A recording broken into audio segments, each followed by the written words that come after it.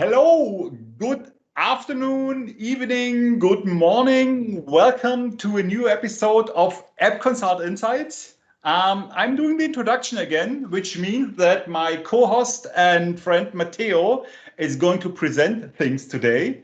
What is today's topic?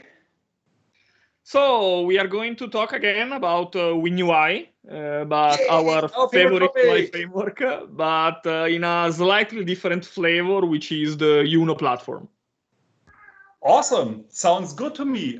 So I assume we have talked a bit already about the UNO platform as an alternative, and now we would like to present a quick overview. So basically, you have some more insights into that topic. Okay, the stage is all yours. Let's go. Yeah, thanks, Mark, for the introduction. So yeah, we already talked about WinUI in the latest episodes, and you know that one of the goals of WinUI is detaching the UI framework and the UI controls from Windows 10 to a library. And this work has enabled the company behind the UNO platform to use the open source ecosystem and detach the UI layer to bring the WinUI ecosystem to other platforms. So in short, UNO platform allows to run native application based on WinUI on platforms where WinUI doesn't run, which means everything except Windows. So basically, with the UNO platform, you have the option to run your applications not only on Windows, but also on the web, on Apple devices, either macOS or iOS, Android, and Linux. So hell is freezing over and over again. WinUI runs also on Linux. 7. Yeah, and Windows 7 through web, yeah, exactly, through WebAssembly, you can run them also on Windows 7. So yeah, hell keeps freezing over and over. So how does it work, UNO platform? Well, first, UNO platform is a completely open source project, and it's free. It's a free project. So the company behind UNO platform, called Inventive, they have a business model based around consulting. So you can buy a license, or to better say, more a support package, where you can get direct support, consulting services, but the whole basic product is free. It's a third-party company, but they are working closely with the WinUI team to align the development. So, for example, the latest preview bits of UNO platform are already working fine with the latest preview free of WinUI free. So they're working to make sure that the wheels are moving into the right direction. How does it work from a technical point of view, UNO platform? Well, on Windows, you don't need UNO platform because it runs natively WinUI applications. On the web, it's based on the WebAssembly implementation of .NET. So right now, it's still the production version is still based on the mono implementation of the .NET runtime for WebAssembly, like it was for Blazor in the .NET Core 3.1. But right now, you already have some preview packages where you can run this application against the .NET 5 WebAssembly implementation of .NET. So that does mean we still exclude the Internet Explorer? Yes, exactly. Yeah, exactly, because it's based on WebAssembly, so you need a modern browser, and Internet Explorer is not a modern browser. I'm sorry. Awesome. And then the developer basically translates the WinUI controls into native HTML and CSS stuff. For Apple and Android, it's based on, guess what, Xamarin. We already have a C# implementation of all the native APIs of the Android and iOS platform. So UNO uses the same. The only difference is that there's a layer which translates the XAML from WinUI into UI controls from the native platforms. So it doesn't go the way of forms by just translating this to the next XAML, but it goes directly to this Platform specific. Okay. Exactly. It's based on the native Xamarin to build basically it does the same as Xamarin Forms, but using the native WinUI features. So unlike Xamarin Forms, you have the same XAML dialect of WinUI. You have features like Xbind, so everything that you have in the Universal Windows platform. Awesome. And the team recently added also Linux support. And they did this through Skia. Skia is a very popular graphics library from Google. There's a C# implementation called Skia Sharp. And basically what they do is that they build a .NET Core application. As you know, the .NET Core runtime runs also on Linux. They parse the XAML code into a C# code to build the visual tree. And then they design this visual tree using Skia Sharp by designing basically pixel by pixel every element on the screen. The very nice thing is that it's not officially supported yet. It will arrive with the next Windows 10 version, but with a series of workarounds, which our mutual friend Luis described in this blog post. You can run today GUI apps with a user interface on WSL 1 or 2. So you can actually use WSL running on your Windows machine to test the Linux implementation of UNO-based applications. But why would I put a user interface into my Linux command line? Well, the main target and the main scenario is IoT platforms. Yes. So the idea is that there are many IoT scenarios where you don't need just to run services, but you need also to have a minimum UI. For example, think of a home automation system or a dashboard to control a machine. You need a UI to turn on or off the lamp or to control the machine. So on this, WinUI can be a good fit to mix the Linux environment, which is for sure the most popular one for IoT projects, with the benefit of having a user interface. But UI is only for consumers. Well, yeah, good point. So who cares about UI? Who cares about UI? The advantage of UNO platform is that the output, similar to what happens with Xamarin Forms, for example, it's a native application. So when you add a XAML control in WinUI, it gets translated into the corresponding native control for the various platforms. So this helps to bring the native look and feel, but most of all to bring the performances of a native application on the plate, which is very important. Yeah. Additionally, the UNO team did a nice job because they also implemented some APIs from the not just UI APIs, so the UI controls, but also some non-UI APIs. So for example, if you wanted to access to geolocation, you just use the geolocation APIs from the Universal Windows platform, and then they will work out of the box on Android, iOS, web, because under the hood, they are translated with the native APIs from that platform. And there are also many companies, many libraries, authors who are providing support for UNO, either from business logic, let's call it this way, libraries like Prism, so you can build the complex MVVM-based applications with UNO and Prism, but also graphic controls. So the Windows Community Toolkit has support for UNO. There are some paid third-party controls like Syncfusion and Telerik, which have support for UNO. And generally speaking, since it's based on the UWP platform, every library running on .NET Standard 2.0 will work just fine on UNO platform. So you can reuse basically most of the knowledge, skills, and tools that you are using today to build your UWP application. Before wrapping up, I wanted to show a couple of demos. So here I have a UWP UNO platform project. Let me zoom it so that you can see a little bit the structure of the project. And UNO platform project is based on the shared configuration. So you have a shared project which contains the shared code, and by default it will contain all the pages, all the XAML, all the code.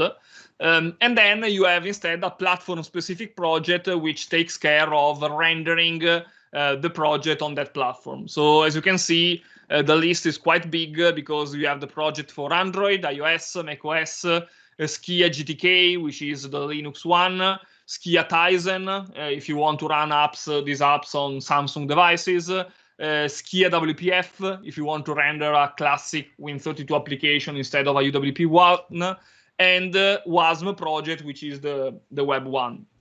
But this is a shared project, so this is going to be, if you do the comparison to Xamarin, this is going to be linked into the other project at compile time, and not because like you have both approaches with Xamarin Forms where you can also inject those as libraries later on. Exactly. Yeah. But this is the shared approach. Yeah. Okay. In fact, here basically, if you want, for example, to use features only on one platform, you will have to use either or conditional compilation if it's a small snippet of code, or partial classes instead if you want to have a full different implementation of classes based on the platform. Additionally, similar to Xamarin Forms, UNO platform has also some special namespaces that you can declare here and use them to customize the UI based on the platform. So you can show controls or set up properties differently based on the platform where the application is running. So this is a very quick sample, just to give you a simple starting point.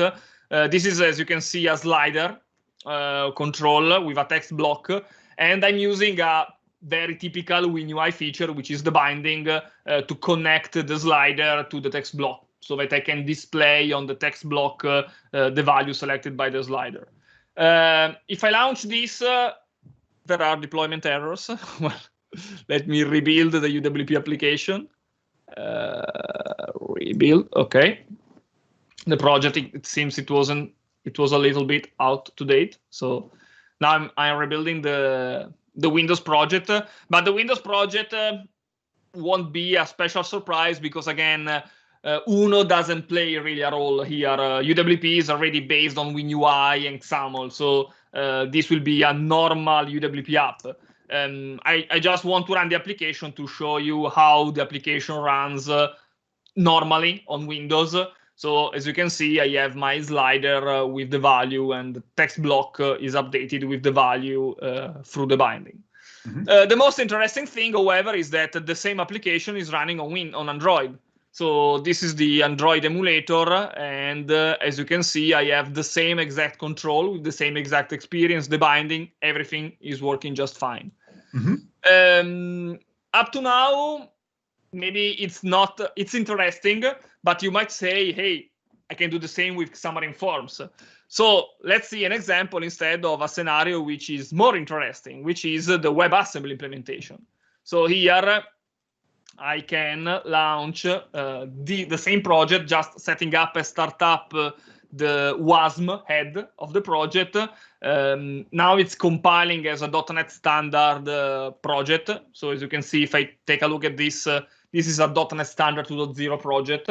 It's compiling the .NET Standard library, which contains the project, and it will run directly in the browser through WebAssembly. If you upgrade the WebAssembly project of UNO to the latest preview version, here you can also change this to .NET 5.0 and start using the .NET 5 implementation of the .NET runtime. So now it's taking a few seconds to compile, and shortly, hopefully, you will see I'm running this on Kestrel. So with the .NET Core, okay, you can see that now .NET Core is starting up. My browser started up, and now you will see in a few seconds the same application running on the web. Awesome. Showed on Linux. Yeah, the final demo. Let's take a look on Linux. So here I have this is the same project, but in the terminal, in the Windows terminal. This is the PowerShell terminal, so I'm on Windows. But what I did is that I compiled, I used the .NET Publish to generate a self-contained environment. As you can see, the runtime is targeting Linux x64. So now I can move to my tab here, which is running on WSL2 Ubuntu. This is the folder where I have the published version of the project. I have here an X server running, which is the workaround I have to use right now, since, as I said, WSL official support for user interfaces will come with the next version of Windows 10. But now I can go here and launch this application on WSL, and in a few seconds you will see that there will be some console logging here, and this is my Linux version of the application. You can see that the font is slightly different, so this is the standard GTK Linux font. And you can see also that here I'm getting some logging when I'm doing some stuff to prove that this is not a fake Linux application. This is a real Linux application. Yeah, you can see it because of the face in the background. Exactly. Probably it's the audio driver or something like that. Yeah. Awesome. So the last thing I wanted to show you, and then that's it from my side, is that this was a very simple demonstration. But if you go to the official website of UNO, you can find some real-world scenarios and some real interesting implementation. For example, you'll know that a while ago, the Windows team open-sourced the calculator, which is a UWP app. And the UNO team basically recompiled the calculator using UNO platform. So this is the same calculator you have on your machine. So this is the calculator you have when you open the start menu and type calculator, just running on the web through WebAssembly. So this is pretty cool because it's basically the same code that the Windows team built just for Windows running on the web. And this is, for example, as you said, if you needed to target a Windows 7 with a WinUI experience, running it through the browser is a good alternative because modern browsers like the new Edge, Chrome, and so on, which support WebAssembly, they run just fine also on Windows 7. So, okay, cool. That's it from my side. Awesome. So, so I have like two questions regarding this entire UNO ecosystem. So you were referring that this is supporting Linux x64. We have seen x64. Is there support for Linux ARM64? That's a good question.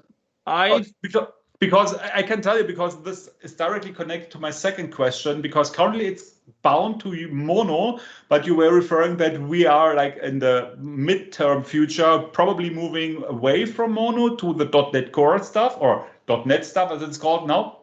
And the idea is obviously, since we have this GPIO support, for example, for on the Raspberry Pis, so we could basically have the build applications with front end that access the GPIOs, because currently what you're doing is basically running a web server on the Pis, which allows you to click things. But this is basically just extra steps for an UI, because you you need to run a web server and stuff like that. Otherwise, you could just basically run an application with an UI. And so is there, plans? I can't give you a definitive answer, but I'm quite sure that ARM support is there because I remember seeing some demos of folks running UNO projects on Raspberry Pi or other similar IoT devices, which I know they are only ARM based.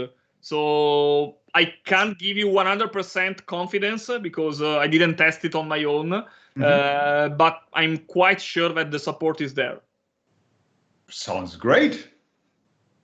So something worth investigating. So to our viewers, if you're interested, and give it a shot, write it in the notes in the comments, so we can learn something new as well. Indeed. Okay. Anything to add except like 2020 is almost over and hopefully next year it's gonna be better. Yeah, indeed. That's a good thing to say. I'm not sure if this is the last episode of 2020. There might be room for another one before the Christmas break. But yeah, let's start to prepare in advance for a better 2021, hopefully. You never know how long I hold the episode hostage in my video cutting tool. Yeah, let's hope that's not the case. At least before UNO releases a new version. Yeah. Okay. Awesome. Okay. Thank you very much, Matteo, for those insights on UNO. I hope everyone had a great time and had learned something new. And well, see you on the next episode, right? Bye-bye, everyone. Thank you. Bye.